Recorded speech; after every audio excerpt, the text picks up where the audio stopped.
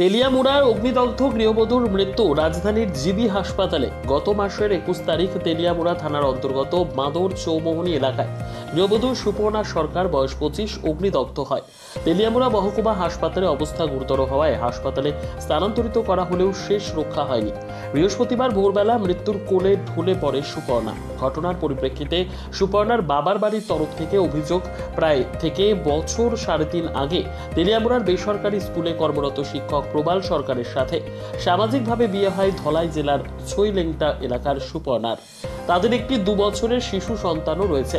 বিয়ের বছর খানেক পর থেকে স্বামী প্রবাল সহ অন্যান্যরা সুপর্ণার উপর প্রতিনিয়ত শারীরিক এবং মানসিক নির্যাতন করত, এমনটাই অভিযোগ পিতামাতা সহ বোন হারা ভাইয়ের। চলতি বছরের মে মাসের 21 তারিখ স্বামী প্রবাল সহ পরিবারের অন্যান্যরা প্রত্যক্ষ কিংবা পরোক্ষ মদতেই সুপর্ণা অগ্নিদগ্ধ হয়, এমনটাই অভিযোগ তার পরিবারের সদস্যরা এবং কাকির। এরই মধ্যে প্রবাল সরকার সহ তার বাড়ির লোকেদের বিরুদ্ধে সুনির্দিষ্টভাবে থানায় অভিযোগ লিপিবদ্ধ হয়েছে এবং বর্তমানে প্রবাল রয়েছে পুলিশের হেফাজতে। দাবি উঠছে গোটা ঘটনার তদন্ত সাপেক্ষে উপযুক্ত আইন অনুযায়ী ব্যবস্থা গ্রহণ করা হোক।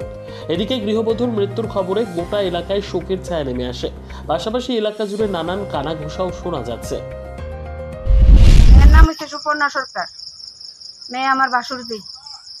মেয়েটা দিয়া দেওয়ার পরের থেকে তারা আলাপ সালাপ দিয়ে হয়েছে, কোনো ভাগ্য হয়েছে না কিছু না।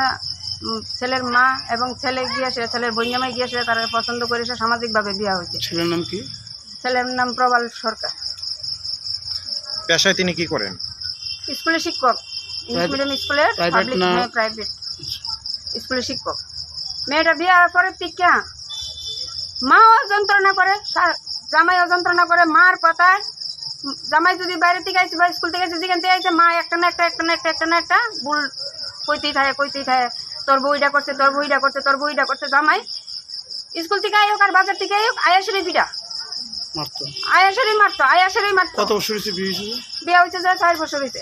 বাচ্চা আছে একটা 3 বছরের, 3 বছর 3.5 বছর হইব। আয়াসরি মারতো। মধ্যে দিয়া মাসির বাড়ি গেছে, দুঃখে থাকতে পারতেছে না, কষ্ট সহ্য করতে পারতেছে না, গেছে মাসির বাড়ি। আইতো জামাই ফোন করছে পরে কইছে, বাবু তুমি আয়া নৌ। মাসি কইছে, বাবু তুমি আয়া নৌ। মাসিরে ফোন করে কইছে, আমি গিয়ে আনতে পারতাম না, তাই না আইলে আমার ছেলে বাড়িতে না দিয়া যান। 10 দিন রাই কেসে আবার আইনা দিয়া গেছে। তারা যে মাইরালে বইটা তো আর কেউ জানে না। এরপরে যখন ময়নামা বাজারে কীর্তন, বাপের বাড়ি কীর্তনের সময় মায়া আয়াসে মায়ের বাপের নিচে পরে কীর্তন আরম্ভ হয়েছে। রাত্র 10:30 না 8টা বাজে পরে গিয়া মায়ের কীর্তন লেগে গেছে, মায়ের মা নাতি সহ। এই মুহূর্তে আবার জামাই ফোন করে বসে, কে জানি ফোন করে কইছে, ওই না কিতা কইছে, তুমি কই? মেয়ে তো ডরে কীর্তনে আসর থেকে বইয়া আসলো, কীর্তন দেখতেছে, দৌড়াইয়া সাইডে এসে কইতেছে, আমি তো বাড়ির। কইতেছে, তুমি মিছা কথা কয় না, তুমি মনে বাজারে কীর্তন। ভিডিও কল করে বইছে, কইছে, তুমি যদি আমার ঘর করতে হয় তাহলে রাত্রে 12টা বাজুক আর 2টা বাজুক, তুমি আমার অক্ষণে আইতে আমার বাড়ি। রাত্রে 12টা না 1টা বাজে ওইখান থেকে গাড়ি রিজার্ভ করে মাইয়া পাগলের মতন এই ছোট আবুটার লয়ে বাড়িতে আই পড়ছে। তারা কেরম অত্যাচারী করার পরে মেয়েটারে। এরপরে এই ইদানিং মায়ের এই যন্ত্রণা দিতেছে। সকালবেলাও বলে মারছে, বিকেলবেলা আবার বলে জামাই আইসে, বলে জামাইয়ের মা বলে কইছে, দেখ তোর আবুরে কিন্তু তোর বউ খাওয়ায় না, বাচ্চাত খাওয়াইছে না। তো তাইরে জিগাইছে, কইছে তুমি কি লিগে বাচ্চাত খাওয়াইছো না আবুরে?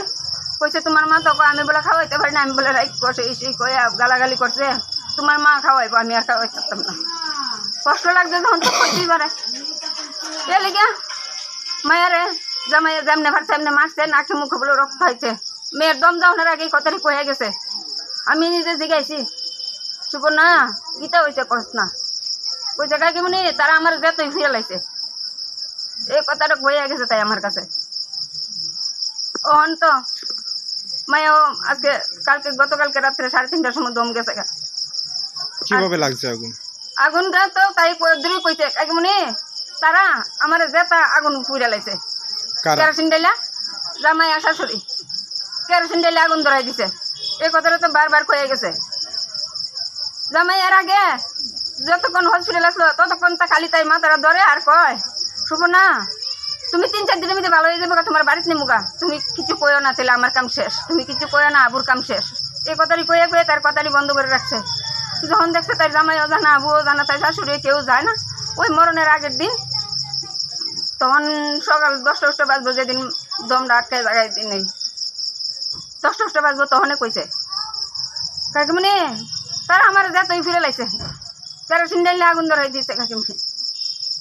বারবার কইছি সুপন আগে কইছত না গেলি বারে তো পুলিশ আইতো না।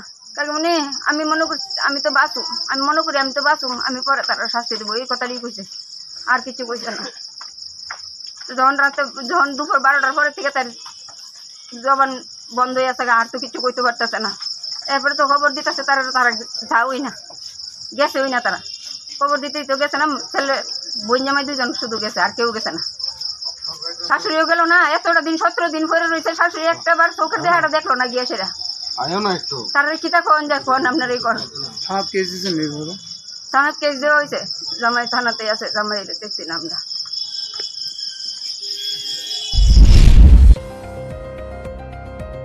নিজস্ব প্রতিনিধির রিপোর্ট, দুরন্ত টিভি।